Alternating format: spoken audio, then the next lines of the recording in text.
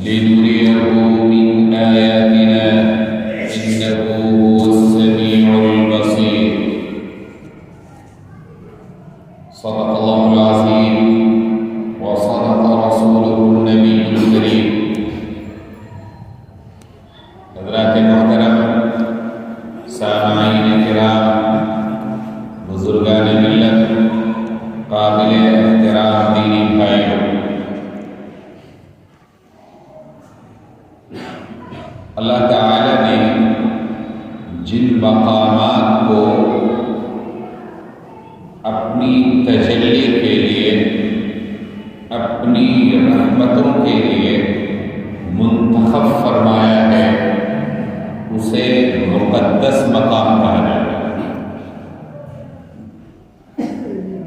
یوں تو ہر وہ جگہ، ہر وہ مقام جس کی نسبت اللہ رب العالمین کی طرف ہو جائے، اس جگہ کو، اس مقام کو مقدس مقام کہا جاتا ہے. لیکن کچھ مقامات ایسے ہیں جسے اللہ تعالی نے خود مبارک، بابرکت اور مقدس قرار دیا. وہ مقامات جسے اللہ رب العالمین نے اپنے مقدس کلام قرآن کریم میں اس کی اہمیت کو بیان کیا، اس کے مبارک ہونے کو بیان کیا. ایک تو خود خانہ کعبہ ہے، جس کے بارے میں اللہ تعالی نے فرمایا ان اول بیت وضع للناس للذی بمکہ، وہ پہلا خانہ خدا جو صرف ایک اللہ کی عبادت کے لیے جس کی تعمیر کی گئی، وہ مقام ہے جو مکہ میں ہے. ہدی ورحمۃ للعالمین، وہ کیا ہے؟ مرکز ہدایت ہے. وہ کیا ہے؟ مرکز ہدایت ہے اور پوری دنیا کے لیے برکت کی جگہ.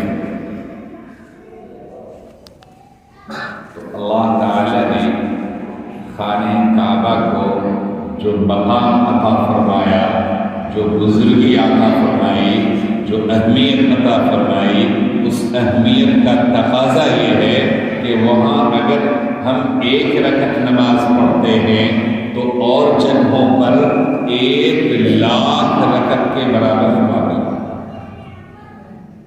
یہ اللہ کا خاص فضل ہے اس جگہ، اس مقام. اسی طریقے سے دوسرا وہ مقام جسے اللہ تعالی نے اپنی رحمتوں کے لیے، اپنی برکتوں کے لیے منتخب فرمایا، وہ مسجد اقصیٰ ہے. وہ بیت المقدس شہر کے اندر وہ مسجد جسے اللہ کے حکم سے حضرت آدم علیہ نبینا علیہ الصلوۃ والتسلیم نے اس کی تعمیر کی تھی. رسول اکرم صلی اللہ علیہ وسلم سے دریافت کیا گیا کہ روئے زمین پہ سب سے پہلی تعمیر ہونے والی مسجد کون سی ہے؟ تو رسول اللہ صلی اللہ علیہ وسلم نے فرمایا کہ بیت اللہ الحرام، خانہ کعبہ، یہ اللہ کا وہ پہلا گھر ہے جو اللہ کی عبادت کے لیے تعمیر کیا گیا. اس کے بعد مسجد اقصیٰ ہے جسے اللہ کے حکم سے حضرت آدم علیہ السلام نے تعمیر کی. تو گویا کہ پہلی تعمیر خانہ کعبہ کی حضرت آدم علیہ السلام نے کی، اور پہلی تعمیر مسجد اقصیٰ کی یہ بھی حضرت آدم علیہ السلام. سوال کیا گیا کم بینہما، کہ دونوں کے درمیان کتنے سال کا فاصلہ ہے؟ تو اللہ کے رسول صلی اللہ علیہ وسلم نے فرمایا کہ دونوں کے درمیان 40 سال کا فاصلہ. اس کے بعد ایک زمانے تک یہ مسجدیں رہی، اور پھر طوفان نوح کے بعد اور دیگر حالات و حوادث آئے، اس کی دیواریں خستہ ہو گئی، یہاں تک کہ اوپر کا حصہ بظاہر ناپید ہو. پھر اللہ رب العالمین نے اپنے پیغمبر حضرت ابراہیم علیہ السلام کو حکم فرمایا تو حضرت ابراہیم علیہ السلام نے اپنے صاحبزادے حضرت اسماعیل علیہ السلام کو ساتھ لے کر کے خانہ کعبہ کی جو بنیادیں تھیں ان بنیادوں کے مطابق خانہ کعبہ کی تعمیر فرمائی. اللہ تعالیٰ نے قرآن کریم میں فرمایا وَإِذْ يَرْفَعُ إِبْرَاهِيمُ الْقَوَاعِدَ مِنَ الْبَيْتِ وَإِسْمَاعِيلُ سے وہ وقت قابل ذکر ہے جب حضرت اسماعیل اور حضرت ابراہیم دونوں باپ بیٹے ان بنیادوں کو اوپر کر رہے ہیں. معلوم ہوا بنیادیں پہلے سے موجود تھیں, ان کو یہ اٹھا رہے ہیں. پھر دعا بھی کر رہے تھے ربنا تقبل منا, اے اللہ اس کو قبول فرما لیجئے. کیوں قبول فرما لیجئے کہ جب تک اللہ تعالیٰ قبول نہیں فرمائیں گے تو پھر کوئی برکت نہیں ہے, اس کے اندر کوئی تقدس نہیں ہے. سارا تقدس لوگوں کے دلوں کو اس کی جانب پھیرنا یہ اللہ کے فضل سے ہوتا ہے. وَجْعَلْ أَفْئِدَةً مِّنَ النَّاسِ تَهْوِي إِلَيْهِ, دعا کی کہ اللہ لوگوں کے دلوں کو اس کی جانب پھیر دیجیے. اور دوسری طرف حضرت ابراہیم اور حضرت اسماعیل نے یہاں تعمیر کی خانہ کعبہ کی, اور ادھر جو دوسرا خانہ خدا ہے بیت المقدس اس کی تعمیر حضرت ابراہیم علیہ السلام نے اپنے دوسرے بیٹے حضرت اسحاق کے ساتھ, اور بعض روایتوں میں آیا ہے کہ اپنے پوتے حضرت یعقوب کے ساتھ. یہ دونوں خانے خدا ہیں ایک دم سب سے پہلا, اور اللہ کے نبیوں کو یہ شرف حاصل ہوا کہ اس کی بنیادیں اٹھائیں اور اس کی عمارت تعمیر کی.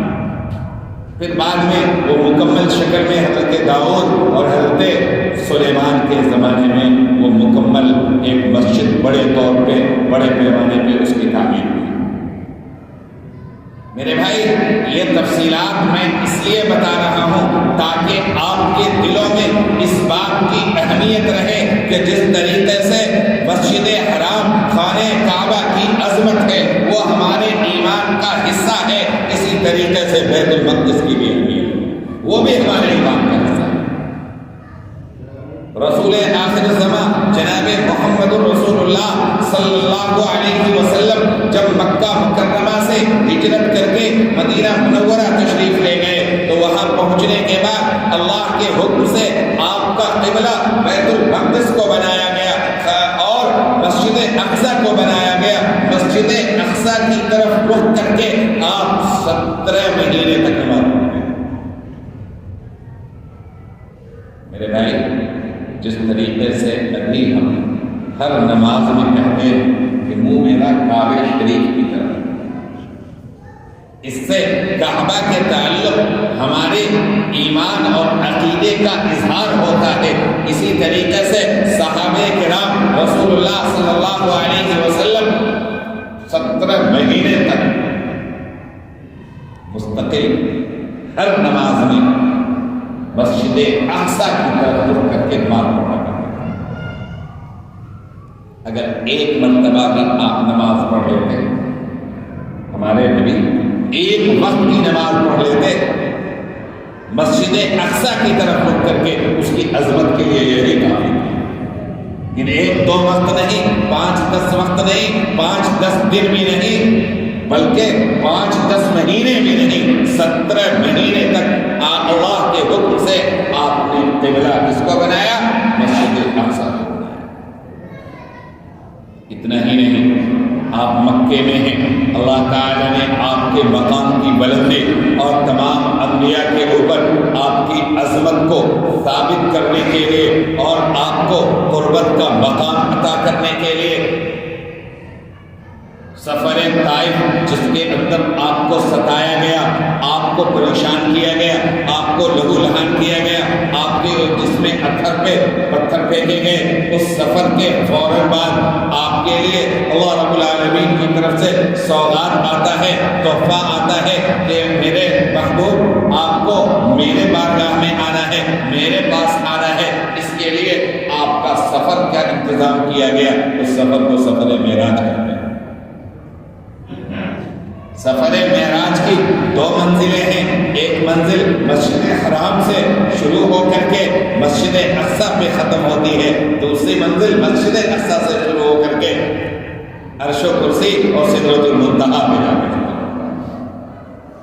تو اس سفر کی منزل جو مسجد حرام سے شروع ہوئی وہ بھی بیت المقدس، اس سفر کی شروعات جو مسجد فلسطین سے شروع ہوئی اس کا آغاز بھی اس کی شروعات بھی مسجد اقصی سے ہوتی ہے۔ میرے بھائی گویا کہ رسول اللہ صلی اللہ علیہ وسلم کو معراج کے سفر پہ لے جایا گیا۔ اللہ تعالیٰ فرماتے ہیں 15ویں پارے کی سورہ اسراء، یہ اسی کا دوسرا نام سورہ بنی اسرائیل ہے، اس کی پہلی آیت ہے سبحان الذی، پاک ہے وہ ذات جس نے اپنے بندے کو راتوں رات سیر کرایا، کہاں سے؟ مسجد حرام سے مسجد اقصی تک۔ صرف اتنا ہی نہیں کہا مسجد اقصی، فرمایا الذی بارکنا حولہ، ایسی مسجد وہ مسجد اقصی جس کے اگل بغل میں ہم نے برکتیں رکھ دی۔ تو معلوم ہوا کہ مسجد اقصی خود بھی مبارک، مسجد اقصی کے آس پاس کی سرزمین بھی مبارک، وہ پورا خطہ مبارک، وہ خطہ جسے خطہ شام کہا جاتا ہے، آج ہم اس کو فلسطین کے نام سے جانتے ہیں، لیکن رسول اللہ صلی اللہ علیہ وسلم کے زمانے میں وہ پورا خطہ ملک شام کا خطہ تھا، اور وہ جگہ جہاں پہ بیت المقدس ہے اسے اللہ تعالیٰ نے بیت المقدس مسجد اقصی سے اس کی تعبیر کی ہے۔ اس کے آس پاس بیت المقدس ایک شہر کا نام ہے، اور اس شہر کے اندر جو مقدس مسجد ہے اسے مسجد اقصی کہتے ہیں۔ آپ رسول اللہ علیہ وسلم وہاں تشریف لے گئے، آپ کی سواری کیا تھی؟ براق، آپ نے براق کو باندھا، جس کڑے سے باندھا وہ آج بھی وہاں پہ مسجد کا ہے۔ الحمدللہ، دعا کریں کہ اللہ تعالیٰ وہ دن ملا ہے کہ ہمارا آپ اس زمین کو دیکھ سکیں جہاں رسول اللہ صلی اللہ علیہ وسلم معراج کے سفر میں تشریف لے، ہم اس جگہ نماز پڑھ سکیں جس کی نماز پڑھنے کی فضیلت حدیثوں میں بیان کی گئی۔ اسی حدیث میں دریافت کیا گیا یا رسول اللہ کتنا ثواب ملتا ہے؟ فرمایا کہ یہاں مسجد حرام میں تو ایک رکعت نماز پڑھو گے تو 1,00,000 کے برابر ثواب ملے گا، اور مسجد اقصی میں اور میری مسجد نبوی میں، تو مسجد نبوی میں مشہور ہے کہ 50,000 رکعت کا ثواب ملتا ہے۔ مختلف روایات میں الگ الگ الفاظ ہیں، کسی میں 1,000 کے برابر ملتا ہے، کسی میں ہے کہ مسجد اقصی میں نماز پڑھنے کا 25,000 کے برابر ثواب ملتا ہے، کسی میں 500 کے برابر ثواب ملتا ہے۔ معلوم یہ ہوا کہ یہ 3 مسجدیں ہیں جہاں نماز پڑھنے کا بڑا اجر ہے، وہ اللہ ہی جانتا ہے کہ کتنا ثواب ملتا ہے، لیکن یہ طے شدہ ہے کہ ہم یہاں نماز پڑھیں، اس میں جتنا ثواب ملے گا کبھی 500 گنا بڑھ کر کے، کبھی 5,000 گنا بڑھ کر کے، کبھی اس سے بھی زیادہ بڑھ کر کے اللہ تعالیٰ اجر عطا فرمائے۔ میرے بھائی میں نے یہ تفصیلات آپ کو جو بتائی یہ صرف اس کے لیے کہ یہ مسجد اقصی بیت المقدس فلسطین کا مسئلہ کوئی سیاسی مسئلہ نہیں ہے، کوئی نظریاتی مسئلہ نہیں ہے، کوئی ملکی پیمانے پہ جو مسئلہ ہوتا ہے اس انداز کا مسئلہ نہیں ہے۔ دنیا کے بہت سارے خطوں میں جنگیں ہوتی ہیں، یوکرائن اور روس کے درمیان جنگ ہو رہی ہے، کوئی مطلب نہیں، بس انسانیت کے ناطے سے ہم چاہیں گے کہ بھائی معصوم جانے وہاں ضائع نہ ہو، اتنا ہی نہ چاہتے۔ لیکن فلسطین کا جب مسئلہ آتا ہے تو ہمارے ممبر سے، ہماری مسجدوں سے، ہمارے محراب سے ہمارے علماء کرام فلسطین کے حق میں دعائیں کرتے ہیں، اور موجودہ حالات میں قنوت نازلہ کا اہتمام کیا جاتا ہے۔ کیوں؟ اس کا مقصد کیا ہے؟ تاکہ امت مسلمہ کے اوپر مسجد اقصی کے دفاع کا جو فریضہ ہے پوری امت کے اوپر ہے، پوری ملت کے اوپر ہے۔ امت مسلمہ کے 2 ارب افراد پوری دنیا میں الحمدللہ موجود ہیں. ایک ایک فرد کے اوپر یہ لازم ہے کہ مسجد اقصی کے لیے جو ممکن ہو وہ کرے. اب آپ کہیں گے کہ مسجد اقصی کو کیا ہو گیا ہے کہ ہم کیا کریں گے؟ میرے بھائی آپ کو معلوم ہونا چاہیے کہ یہ مسجد اقصی اللہ کے رسول صلی اللہ علیہ وسلم نے وہاں انبیاء کی امامت کی.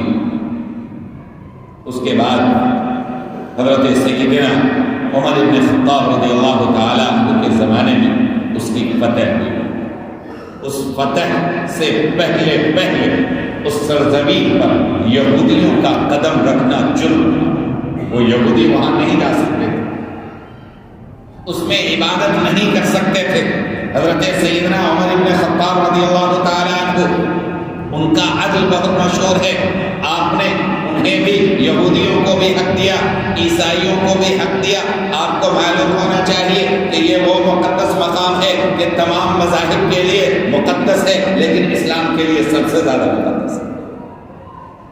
عیسائیوں کے لیے مقدس اس لیے ہے کہ وہی حضرت مریم کی پرورش ہوئی, وہی وہ جگہ ہے جہاں حضرت مریم کو بے موسم کے پھل ملا کرتے تھے. یہی وہ جگہ ہے جہاں پھل دیکھ کر کے حضرت زکریا نے کہا انا لکی ھذا, کہ یہ کہاں سے پھل آیا؟ کہنے لگی کہ یہ اللہ کی طرف سے ہے, اللہ تعالیٰ چاہے تو بے موسم رزق عطا کر سکتا ہے. وہیں میں قریب میں وہ جگہ ہے جہاں حضرت عیسیٰ علیہ السلام کی ولادت ہوئی ہے. وہیں وہ جگہ ہے جس کو وہ لوگ ہیکل سلیمانی کہتے ہیں, یعنی حضرت سلیمان علیہ السلام نے جو عمارت بنائی تھی وہ وہیں آس پاس کہیں تھی. لیکن ان یہودیوں کی نصیب میں صرف رونا رہ گیا ہے. وہاں پہ دیواریں گریا ہے جس کو پکڑ کر کے, جس پہ ہاتھ رکھ کر کے وہ روتے ہیں, وہ آنسو بہاتے ہیں. وہ آنسو کس لیے بہاتے ہیں وہ تو وہ بہتر جانے. لیکن میرے بھائی میں صرف یہ بتانا چاہتا ہوں کہ یہ تینوں مذاہب کے لیے مقدس مقام ہے, لیکن سب سے زیادہ حق اس کے اوپر کس کا ہے؟ اہل اسلام کا ہے, اہل ایمان کا ہے.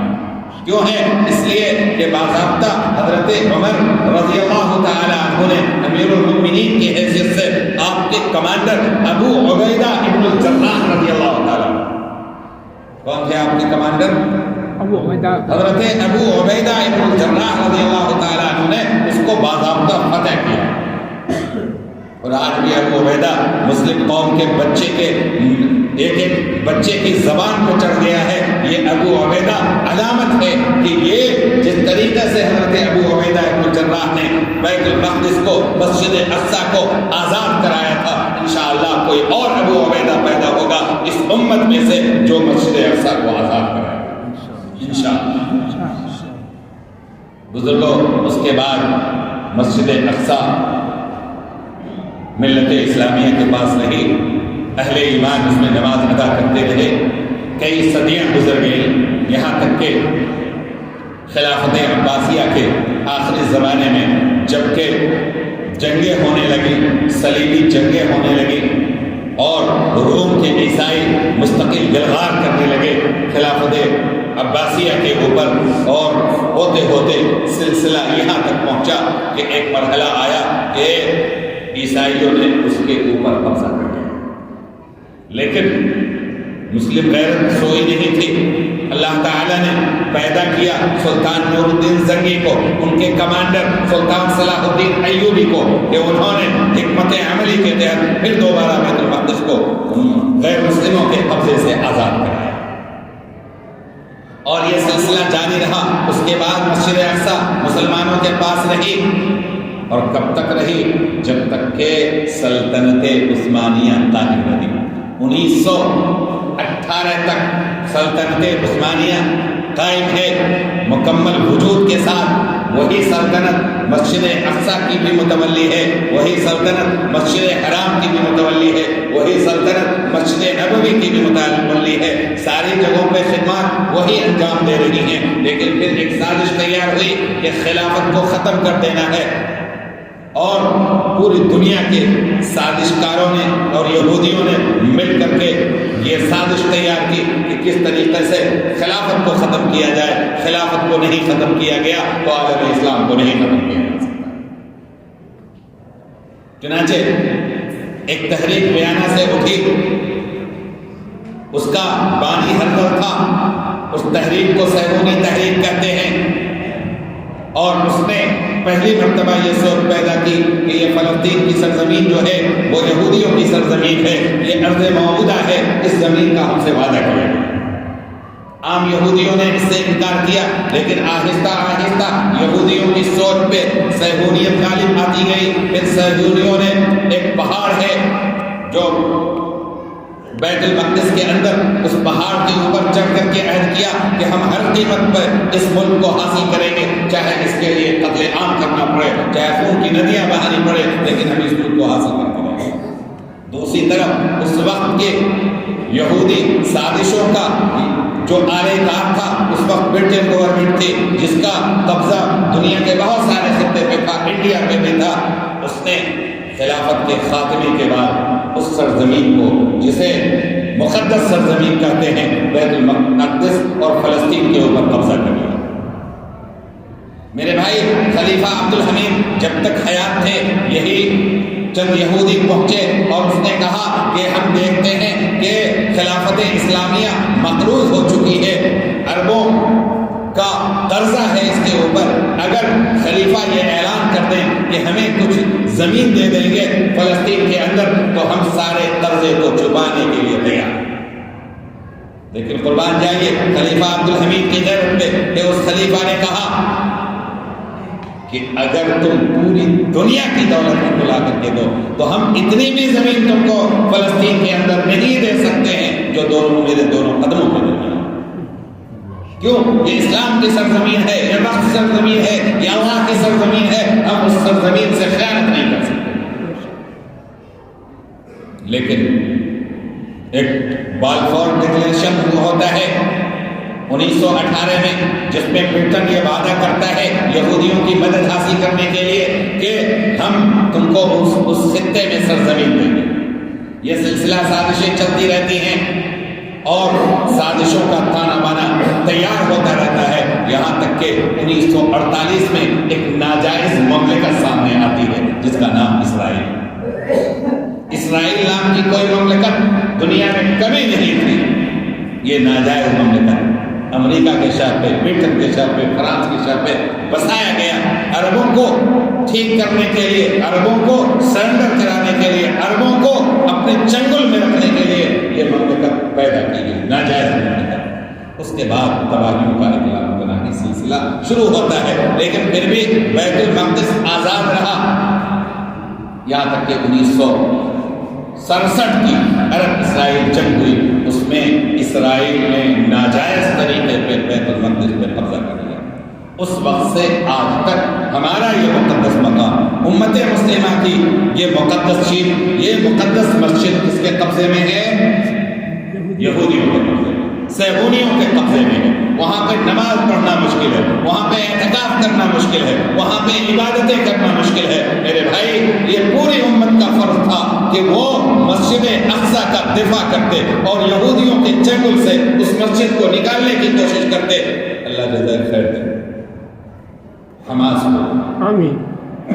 حرکت المقاومت الاسلامیہ، ہا کا مطلب حرکت، میم کا مطلب مقاومہ اور الف کا مطلب اسلامیہ۔ حرکت المقاومت الاسلامیہ، اسلامی مدافعاتی تحریک کو حماس کرتے۔ انہوں نے کہا اس سے پہلے جو جنگیں لڑی گئی وہ عرب قومیت کی بنیاد پہ، ان کا کہنا تھا کہ یہ عربوں کی چیز ہے، لیکن شیخ احمد یاسین پیدا ہوئے، انہوں نے 1988 میں یہ اعلان کیا کہ نہیں، یہ عربوں کا معاملہ نہیں ہے، پوری امت مسلمہ کا معاملہ ہے، اسلام کی بنیاد پہ جنگ لڑی جائے گی، جہاد کی بنیاد پہ جنگ لڑی جائے گی، اس لیے کہ اللہ تعالیٰ نے فرمایا وَالَّذِينَ جَاهَدُوا فِينَا لَنَهْدِيَنَّهُمْ سُبُلَنَا، جو لوگ ہمارے راستے میں جہاد کریں گے ان کو ہم اپنے راستوں کی ہدایت کریں گے۔ اللہ کے رسول صلی اللہ علیہ وسلم نے فرمایا وَذُرْوَةُ صَنَامِهِ الْجِهَادِ، کہ عزت کی علامت جہاد ہے۔ یہ اسلام، یہ امت جہاد سے غافل ہو گئی، غیروں کا اس کے اوپر تسلط ہو گیا، جہاد کے راستے سے اس کو نکالا جا سکتا ہے۔